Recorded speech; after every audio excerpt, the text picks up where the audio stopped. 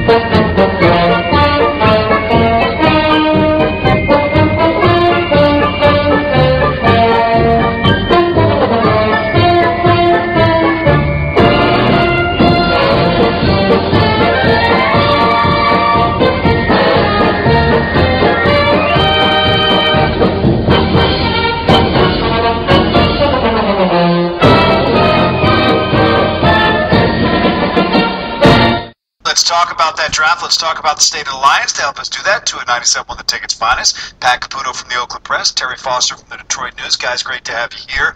I said it in the intro, this is one of the biggest weekends in the world of sports because everybody becomes an expert on these guys coming out. And as always, there's going to be criticism, there's going to be praise. Give me an overall take on what you saw from the Lions. I thought it was a good draft for them ultimately. I thought that when they took Broyles, I didn't like the term.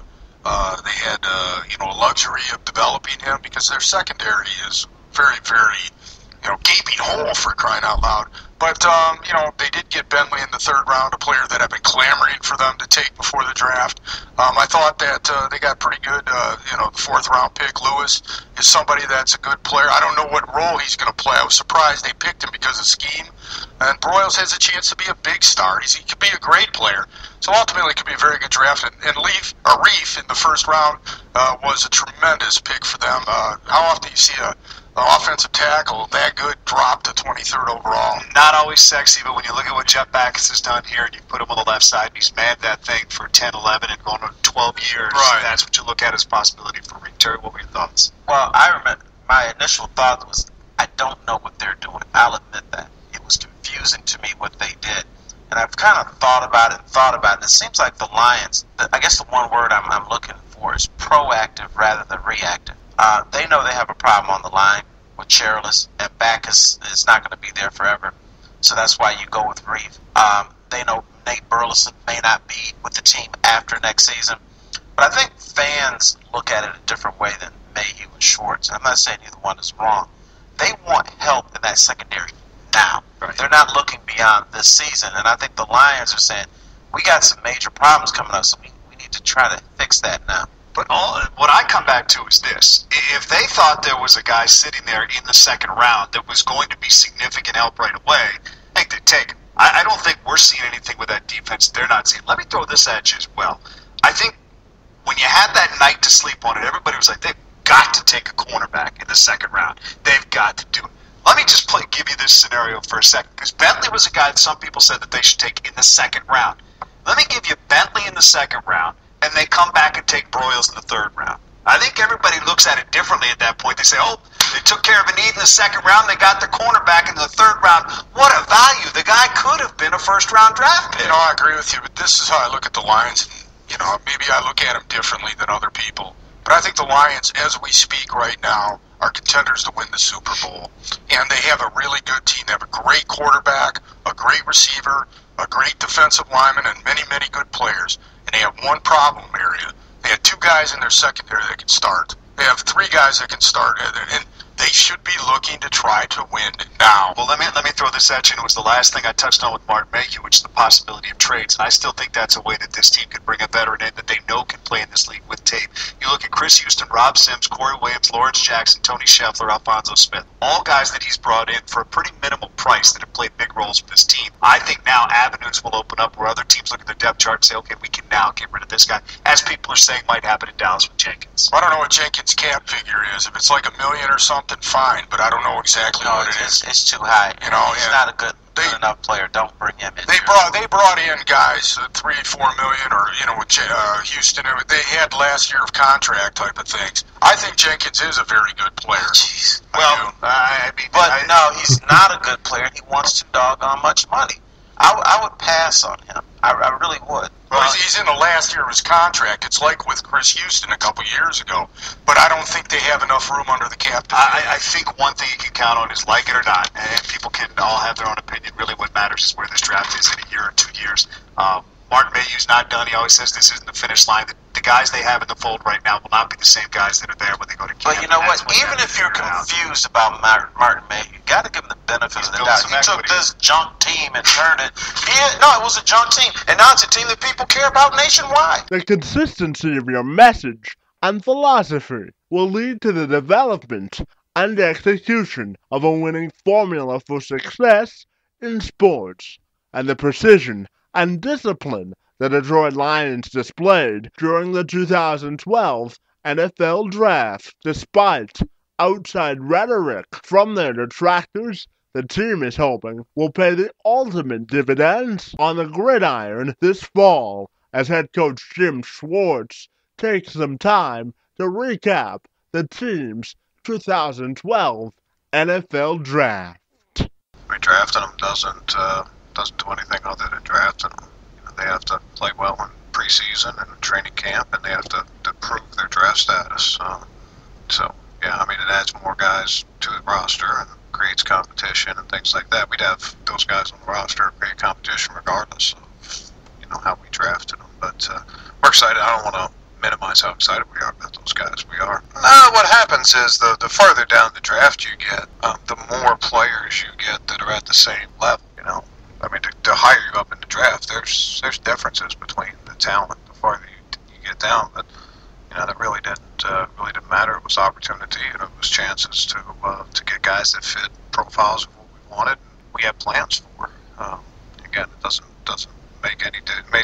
do a whole lot of good to draft a guy that you really don't have a plan for, or it doesn't fit what you're looking for in a position, regardless of how much talent he has.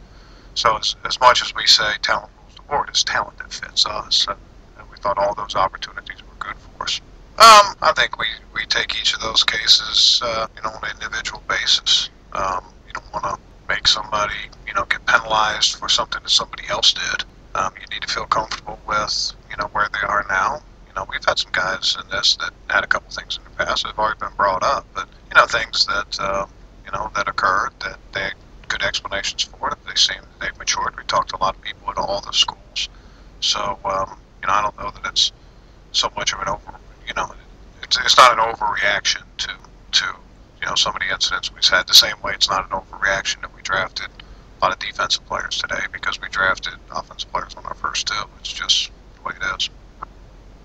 We have a lot of different people look at guys. We have area scouts, we have national scouts, we have directors, we have coaches, we have a lot of different views on players. And I think that we're not trying to hit moving targets. We know what we're looking for. We know the schemes we play, and we know what we've been satisfied here with in the past, and we know what we haven't been. All that helps to create profile. To some extent, there's always, anytime you talk about people and personnel, there's some uncertainty involved. But we're just as confident. I mean, there's 32 NFL teams. You're not going to have somebody come up here and go, I don't know what to tell you folks, we didn't get anything we wanted. I don't like any of these guys. They're all no good. I mean, everybody. I mean, that's just the nature of what we do right now. But I think that the fact that we've tried to match profile. We don't just randomly draft guys. We don't draft guys because they're somebody else's opinion. But we value ours, and we value the systems that we play them in, and we know what those are going to be. Other people don't know those things. That'll be one of the things that we'll probably be looking for. But with rosters the way they are, we're going to be signing a lot of guys here over the next 2 hours or so. Yeah, I mean, there's a lot of different layers to it. You have signing bonuses, and some guys you're competing on money, some guys you're not competing on money. Sometimes you think you got a guy, and then you find out 15 minutes later somebody beat you on an offer and things like that. So, it's a lot like we talked about having deals to move up in the draft and deals to move back, and some of them come to fruition finish and some of them don't. You know, it's all hands on deck. Everybody's going to be working hard to try to get guys under contract, and not just get guys on the contract, but get guys that have a chance to make our team. NFL Network analyst, Fox NFL Sunday broadcaster, and former Baltimore Ravens head coach Brian Billick takes a stab at assessing the 2012 draft class of the Lions. Yeah, for the Detroit Lions, who'd have thought that we'd get to the point where all the Lions really need to do is develop depth? This is a team that was 0 for the a few years back. But that's how far they've come. The job that Martin Mayhew and Jim Schwartz have done, they've addressed some things. I obviously feel like they've got a starter at corner with Dwight Bentley. They've got the first-round tackle, and Riley Reiff will eventually take over for Backus. It really is all about the next step for Matthew Stafford, and I think he's now in the elite status. He certainly has to follow it up. Had a tremendous year. I would have liked to have seen them address the running back a little bit. Obviously, that was a huge void for them last year due to injury. Jabin Best comes back. They've got Mike McKell-Lashore. Still like to have a little bit more depth there, but this is a complete team, and obviously what is going to be a very tough division with both Minnesota and Chicago, but they've got maybe the best, or will challenge for one of the best quarterbacks in the division, along with Aaron Rodgers. The Detroit Lions believe they're a Super Bowl contending team. Taking a forward-thinking approach into the NFL draft is a solid philosophy in order to ensure success. No one thought that the second best offensive tackle prospect in this year's class would fall to the Lions at number 23. So, it's a good value pick, certainly in the first round. With that being said, I wasn't totally enamored with the pick of Ryan Broyles in round number 2. And as for the rest of the draft, the Lions have certainly improved their special teams with picks such as Ronell Lewis, Travis Lewis, and Chris Greenwood. Grading a draft the days after or the days preceding is one of the most foolish things we could ever do, because it's impossible to translate how these college prospects will translate into the NFL. With that being said, Martin Mayhew has certainly stayed true to his core philosophy of taking the best player available. Will it translate to wins on the field? Only time will tell, as these prospects come into the fold and try to earn their keep at the next level. Ladies and gentlemen, the NFL Draft brings about an opportunity for all 32 teams to improve their roster. Are the Lions a better team after the 2012 NFL Draft, particularly along their offensive line, which is the oldest in the league? The answer is yes, but as we all know, the draft is such an inexact science that what we think on paper may not necessarily come to fruition on the field. So yours truly is taking a wait-and-see approach, but I can firmly say, for the first time in a long time, based on his track record, in Mayhew we trust. Kevin McShann, Sports Beat Report.